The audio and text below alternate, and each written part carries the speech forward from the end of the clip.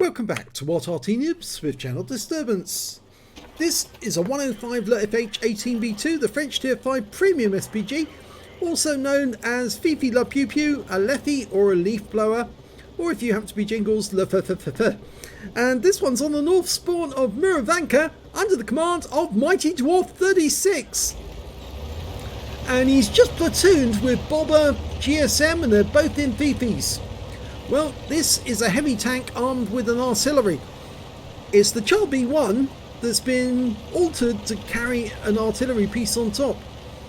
105mm caliber, 410 alpha, and can penetrate 53mm of armour. You can see Boba's going into the bushes, and Mighty Dwarf's going to stay just outside them. And his initial aim is in the Magic Forest. His reload time is 7.51 seconds. He's using premium consumables and that'll speed up his reload dramatically. It certainly does help. Flight time for the shells about 2.9 seconds to that spot.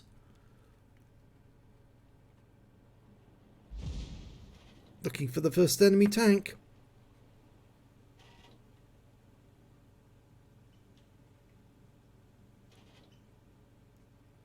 He's aiming ahead of his teammates as they advance, and that helps him to zoom in on the enemy once he's actually spotted. T-34 shielded. That's the reward tank for that marathon. The Battle of Kursk marathon. Oh, and he goes down before we were dialed in. Okay, we've got a T-14 holding out on the ridgeline. Now that's a premium tank as well. It's a heavy tank, which is actually a prototype of a tank that was actually offered to the British by the Americans.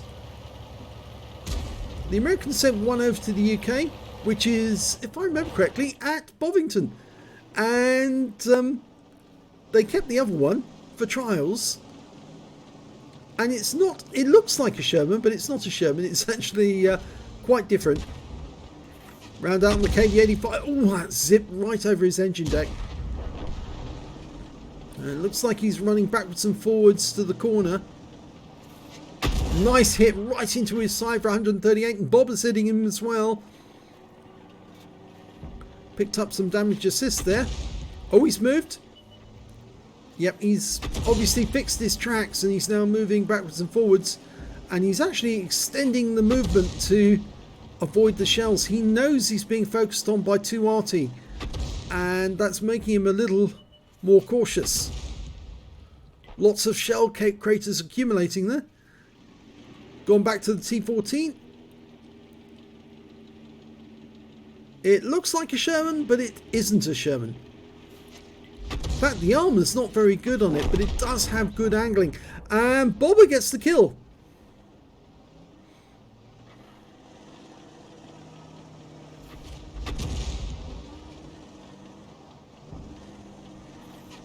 That's a good hit. Just need to work out where the focal point is, the null point. The point he keeps moving forwards, backwards and forwards through. Oh, we got it there as well. Tank drivers are creatures of habit. They do move forwards to a firing position and then move back through the same spot. It's something, if you're a tank driver, you should avoid doing because it makes you very, very predictable. Here he comes. He's backing up and, oh, sneaky. Stopped just before he moved back. He's moved his focal point forward to get to the corner. Okay, he's going to be engaging on that corner there. So the new focal point is on that spot.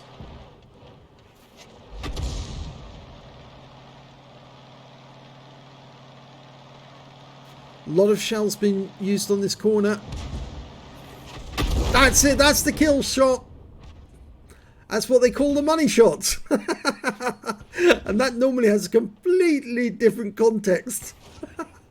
Well, there's an SU-85 there, not for long. Well, yep, he's been hit now. He's tracked. And he's now dead. Bobber get the kill again. So Bobber's got 2 kills, whilst Mighty Dwarf's got 1.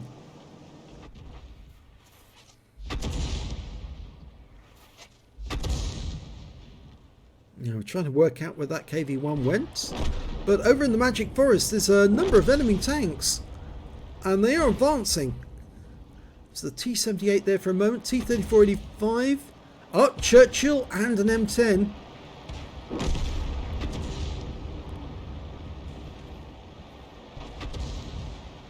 They're getting engaged by our T-3485 and I think it's a Panzer IV-H. Or is it?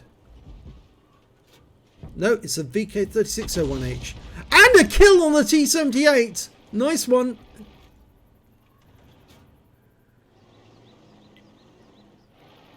Now, can you get this Jackson? I've noticed that our Jackson is moving a long way south on the west side of the map. Dialing in. Looks good. Nice hit. 173. That was a big hit. One more like that, he'll be out the game. T-3485. Oh, gone. KV-1's hiding behind the church. Not a lot we can do there. Now, is that Jackson still around? He should be. He's in that open field with the ridgeline at the end. But I think he's probably gone a bit further north. There he is. He's been spotted. He'd go up to the ridgeline to shoot. Rounds out. Oh, just missed him. Bobber did the same. If we can get the shot. Oh, well, the kill went to the Hellcat. Churchill 3. Get a nice shot to the side of him. Rounds out. Kill shot. So that's 3 kills now to the Mighty Dwarf and 2 for Bobber. But that Striv M42 is getting rather close. Lining him up. And enemy Arty. Spotted by the Jackson.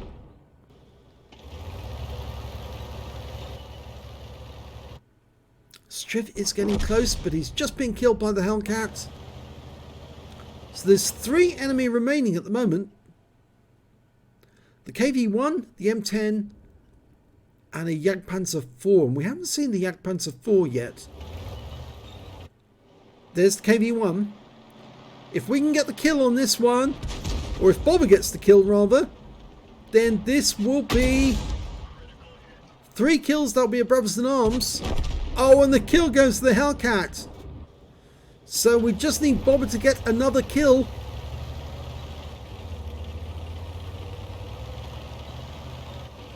Somebody's pinging the map to the east of us. And there's the Jagdpanzer. He's behind us. And we were seen. There's no enemy Arty to hit us, but the Jagdpanzer's coming towards us. Don't know if that hit. I don't think it did. There he is again. Pull forward after spotting the target. Line him up. Good hit. Solid hit. Right to the side. Nice. Now keep him tracked and let Bobber kill him. That's it. Let Bobber get the next shot. That's a brothers in arms. So there's only one enemy left to get. It's the M10 RBFM and he's down the other end of the map trying to get our Jackson. He's reset our Jackson. Now can we get a nice shot in him? Rounds out. Ooh, we winged him.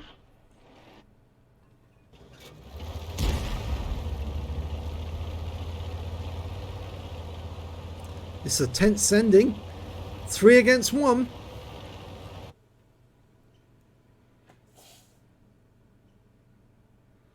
He's keeping that area in sight. Expecting the M10 to pop up at the same spot again. I would expect him to do that because he doesn't really have the means to avoid or go around. Here he is. Line up the shots. It's a long range shot. 3 seconds flight time for the shell. Rounds out. And that's a kill. That wins the game. And a high caliber as well. Well played. Let's have a look at the end of battle stats. It's an ace tank of a Mighty Dwarf 36 in the 105 leFH18B2. He managed to get a Fighter Badge for getting at least 4 kills. He got 4 exactly. A Bruiser Medal for getting at least 5 critical hits. He got 15. A Gore's Medal for doing more damage than 10 times the hit points of his own vehicle. A Brothers in Arms because he was in platoon with somebody who managed to get at least 3 kills, and so did he. And a High Caliber for dealing the most damage in that game overall. And considering it's a tier 6 game, it's not bad as well to get the High Caliber. 9,371 was the win rate from that game. Well played. Let's have a look at team score. Highest damage, 2,297 hit points of damage. The high score on the enemy team was their M10 RBFM, the one at the end. He managed to get a defender resetting the cap. He got 1,743 hit points of damage. Not far behind. And when it came to kills, it was 4 kills for the Mighty Dwarf and 3 kills for the Hellcat, the Bobber, the other Fifi on our team, Bobber, and Churchill 3. And when it came to base XP, yeah, he's got the top in all 3 columns. 1,071 for the Mighty Dwarf, 706 for the Hellcat, and 604 for the Churchill. And of course, Bobber managed to get 589. Mighty Dwarf fired 28 rounds, got 14 direct hits and 3 penetrations, 15 splash. Damage on 2,297 hit points, of which 1,815 were at more than 300 meters. So you can see there was some close range work on that Jagdpanzer 4. He spotted 1 enemy vehicle, that was the Jagdpanzer, damaged 9 of the enemy, killed 4, and did 484 hit points of damage assistance. On a free play account, he earned 36,751 credits, and after ammunition resupply, still had a profit of 33,167 credits. 4 bonds for getting the Gore's Medal and the High Caliber, and 1,071 base XP times 4 for the first victory of the day. 285 for being a premium vehicle, took away 4,569 experience points altogether. So that was a fantastic battle, and what a partnership between him and Bobber, the 2 Fifis that were tearing the enemy to shreds. And that was what it was like in the old day. Can you imagine what it was like when you had 3 Fifis working together as a team? It was impossible for any tank to move without absolutely being splattered. And I do remember one game where I saw Sir Havoc, the Salty Jedi, and another player who I can't remember now, but they were playing on Erlenberg, and if one of them accidentally, or not accidentally, if one of them actually managed to wound an enemy tank, that tank was pounded by 105mm shells until it was unable to go anywhere, and they very quickly dominated the entire battlefield as a team. But I think that was one of the reasons why in the end Wargaming actually decided not to allow Arty to go into battle in a platoon. But I think that's still a mistake, because they're treating Arty as being something that should be treated less well than the other tanks and the other vehicles. They can go into battle in platoon, but we can't. And I think that that's a bit unfair, because after all, we're only there to try and help win the game. And if the enemy doesn't like being hit repeatedly by arty shells, well, they shouldn't make themselves so obvious to us, and then we wouldn't try to hit them. I mean, after all, if a pair of tanks was in a platoon and they went to town on an enemy victim, such a pair of Cromwells, then they wouldn't stop Cromwells from platooning, would they? Because that would be wrong for the game. So it's wrong for the Wargaming to deny Arty the ability to platoon, and at least we do have the ability to dynamically platoon, and in this battle it just shows how effective we can be for our team. So well done there to Mighty Dwarf and Bobber. If you enjoyed that replay, please give this video a like and do subscribe to our channel. Hit the notification button so you can get alerted when a new video comes out, and thanks for watching.